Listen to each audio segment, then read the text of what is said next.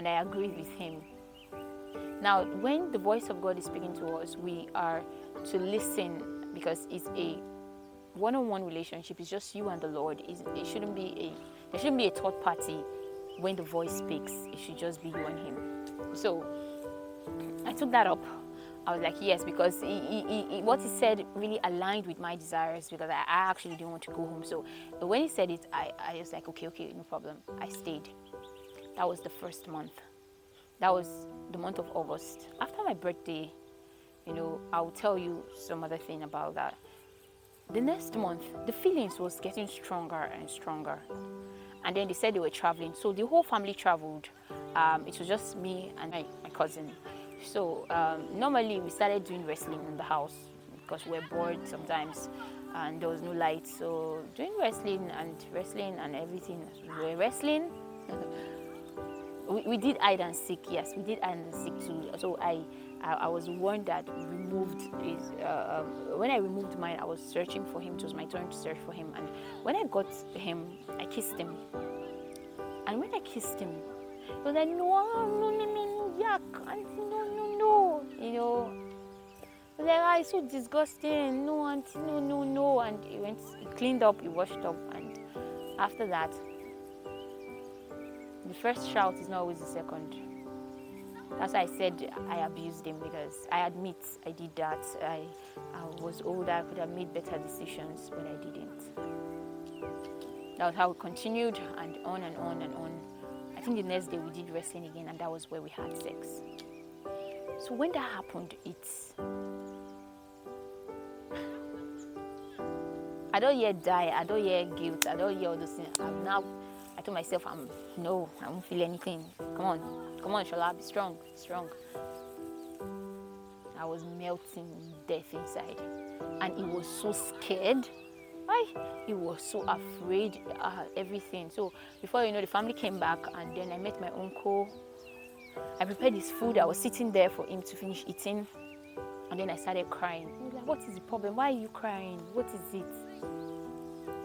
The tears were just coming, Jesus. I'm like, I've not seen you like this. What is the problem? Talk to me. So he started guessing, because I couldn't talk. He was like, is it you and your cousin? I said, yes. So what happened? Did you people have sex? He just left his food, came and held me. It's okay. I was not crying the more. I was crying. I was like, it's okay, don't worry, everything will be fine. It's okay, it's not the end of the world. He was encouraging me, and I thank God for also his attitude when that happened, his approach to it. I would have been greatly marred. He managed the situation and spoke to me kind words. It's okay, don't worry. It won't happen again. Afterwards, after some time, he didn't stop there. He was now attracted to me. He wants us to come together. He wants us to hold each other, and I was interested too. So it wasn't a one-way thing. Then we started hugging and all that. We started doing stuff. The third time, what is up to here? That day, or that night, now everybody is in the house. Oh, it's shameful, my people, it's shameful. There was a third time, and that third time, fear gripped us, like, especially him, and nothing happened, So there was no third time, in quotes. At this point, I was not comfortable anymore. My uncle was trying to help out too. I was not comfortable. Goodness, I wanted to leave, but I felt like if I told my uncle I want to leave privately, he would stop me.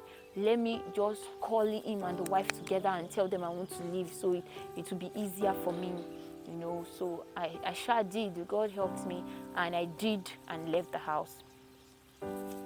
But before I left the house, there was this brother that was always calling. I met him February 2019, and when I met him, I didn't like him. Like, he's not my kind of person. Forgive me, but it's true. I knew how messed up I was, and I needed someone that could help me, but I really didn't see this burning in him, Like, I noticed that it wasn't totally, I would say, converted, but at the same time, I just felt like God is working on him and we're all being worked on, and it will be fine, So I was trying to manage it. So, but he knew I didn't like him, obviously, because of the way I act, the way I talked to him and everything. So, but he kept coming. He was interested. He kept coming. So August 19th or the 20th, my birthday, in the morning,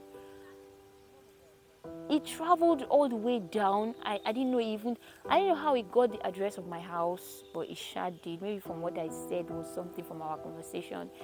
But I just found out that morning of my birthday, he called me to come out from the house. And as I came out, he was parked outside, and he brought me a gift. Oh, I was so happy. I was excited. I was like, wow, thank you so much, thank you.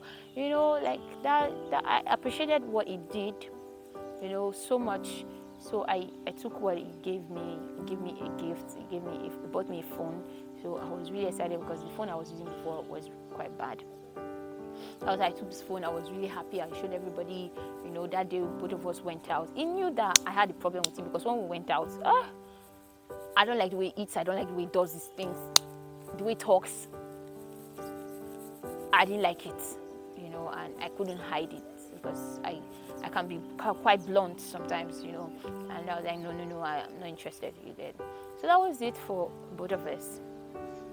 After some time, I was now beginning to be attached to him, And what brought the attachment was confession. I couldn't pack all I've been through, my experience, even that September, that experience I had with my cousin, I couldn't take it. So I felt like I was going to explode, So I actually spoke to him. And as I spoke to him about it and told him, look at what happened, I didn't know his mind wasn't mature enough to take it. So you should also watch the maturity of the person you want to tell something. You watch it too, because I actually didn't watch out for that. I just felt like it was a brother and it was somebody I could talk to. So I just went to him and actually spoke to him about it. Don't know that as I was confessing my wahala to this person, he was thinking of how he's going to have his way with me. Like also, let me see, do my own. Yeah. Cowboys in church, so that was how it continued. I didn't know. And then I had a reason to travel. So I traveled to his side because there was something I had to do there. That day, I didn't finish up early, and it was quite important. So I was still struggling, like, let me get out of this town. But it rained heavily that day, and I really couldn't leave. And he picked me, and he was like, oh, instead of you to go, it's far for you to go. Supposing you were going home to your normal house now, it would have been easier because you would have been able to access it, but you're still going farther than that. So because you're going farther than that, why not spend the night at my place? And from there, you leave in the morning. Just call your uncle and tell him what happened. So I called my uncle. I was like, look at it rained heavily and the whole place is stocked up, and I can't come back today. I'm going to come back tomorrow.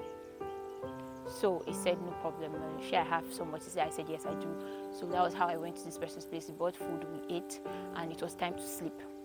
So there was this room, and he can sleep in the parlor or the other rooms, but the thing is, we agreed I was going to sleep in the room, and he agreed too. So there was no issue. I wasn't even thinking of anything.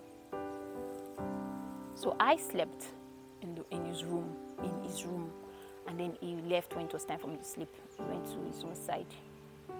There was no relationship, you get. So that was how he went.